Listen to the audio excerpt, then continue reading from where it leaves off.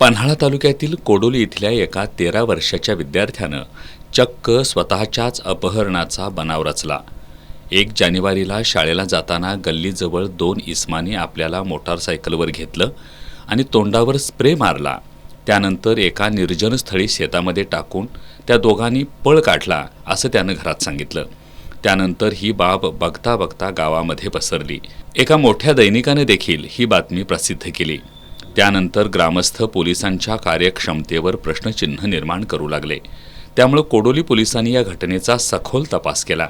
तेव्हा संबंधित विद्यार्थी हा गेले काही दिवस शाळेला गेला नव्हता। त्यामुळे घरचे लोक रागावतील म्हणून त्यानं आपल्या अपहरणाचा बनाव रचला। हा प्रकार करण्यापूर्वी त्यानं त्याच्या एका मित्रालाही सांगितलं होतं।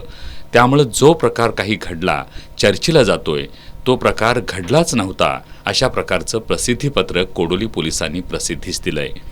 गावामध्ये मुलं पळवून येण्याची टोळी आली आहे किंवा लहान मुलांच्या जीविताला धोका आहे असा गैरसमज कुणीही करून घेऊ नये असं आवाहन कोडोली पोलीस ठाण्याचे सहाय्यक पोलीस निरीक्षक कैलास कोडक यांनी केलंय।